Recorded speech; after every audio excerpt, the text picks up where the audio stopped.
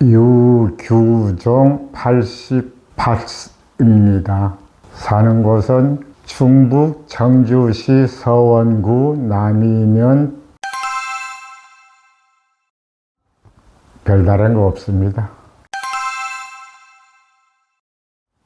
아버님 고향은 충북 음성인데 제가 태어난 곳은 경상남도 거창입니다. 어릴 적에 뭐 배고프지 않고 그냥 밥 많이 먹고 크는 거 그냥 그게 꿈이었죠. 추억이라.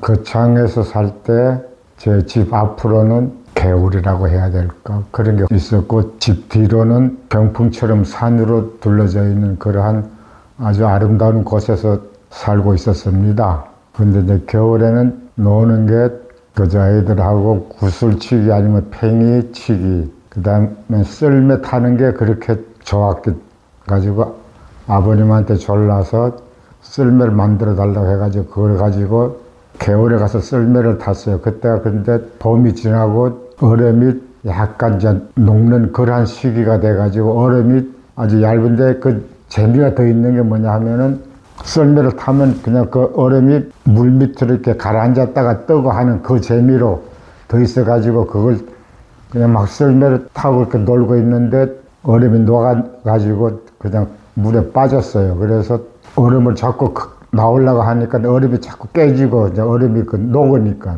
그러니까 딱딱하지를 못하고 녹아가지고 깨지고 하니까 잡아서 나오려고 그러면은 그것이 깨지고 도로 밑으로 들어가고 그래서 그때가 해방되기 전이니까 한 2학년 정도 됐을 때일 것 같아요. 그래 물에 빠져서 아이고 나 죽는갑다 어릴 때. 내가 그러고 있는데 한 대학생쯤 돼 보이는 큰 형이 스케이트를 타고 있다가 나 그러는 거 보고 쫓아와 그냥 질려와가지고 그냥 물에 뛰어들어서 나를 건져서 가지고 내가 살아났거든요.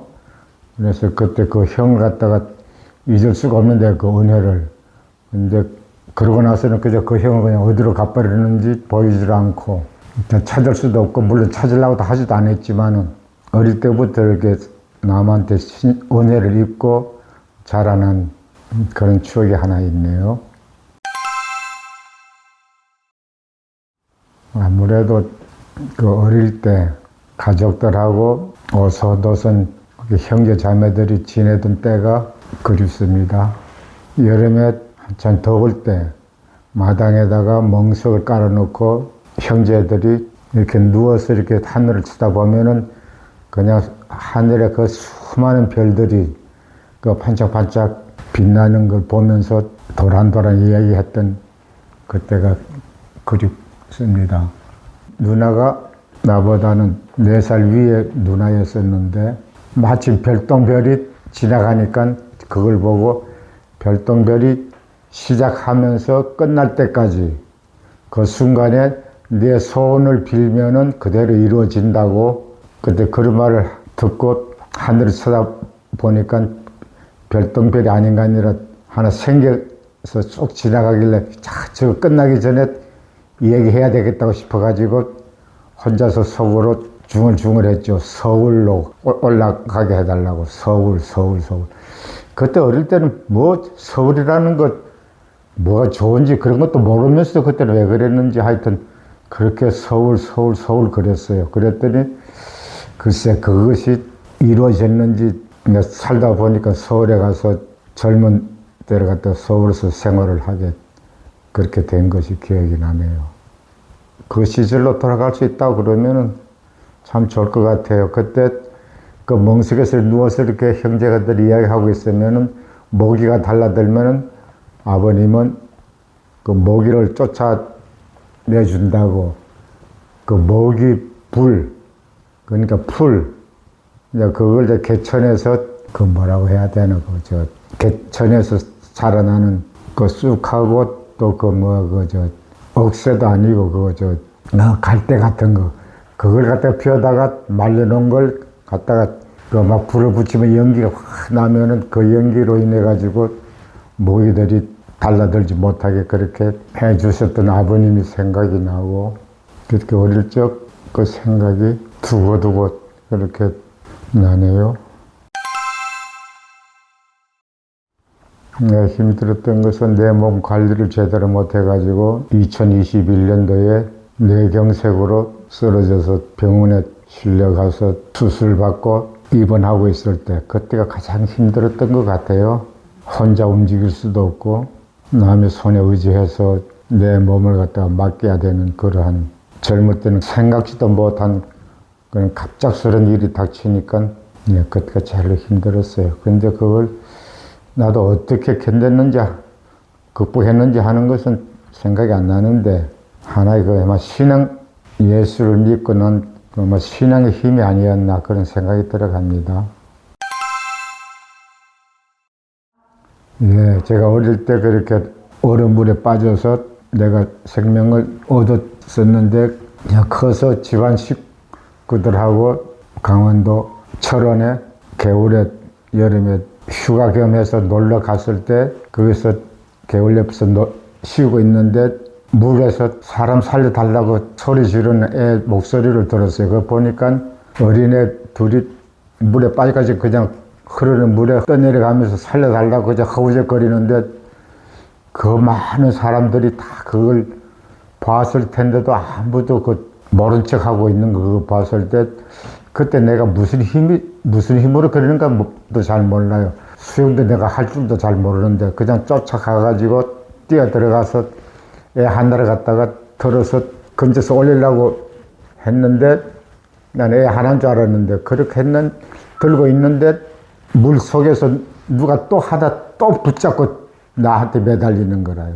그래 보니까 나는 애 하나인 줄 알았는데 애 두 놈이서 놀다가 두 놈이서 그렇게 물에 떠내려가는 걸. 그러니 한 놈은 안고 한 놈은 막 밑에서 내 몸을 감아 잡고 하니까 내 힘이 어떻게 도저히 그 둘을 갖다가 감당할 길이 없는 거래요.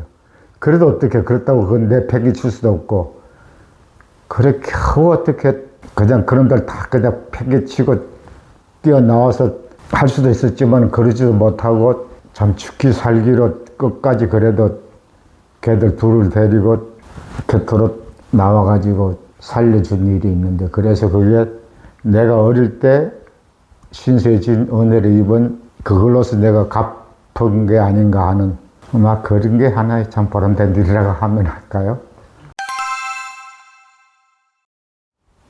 요즘은 아직도 내 경색 후유증으로 주간 보호센터에 나와서 그냥 생활하고 요즘은 진짜 정말로 참 그냥 무의도식하면서 이렇게 살고 있어요.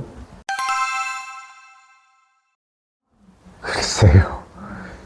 제가 아무리 한 것도 없고, 그런데 그런 질문을 하시니까 생각이 나는데, 영국의 극작가이면서 노벨 문학상을 받은 조지 버나드 쇼라는 그분의 묘비에 우물쭈물 하다가 나 이렇게 될 줄 알았지 하는 그런 문구가 생각이 나네요.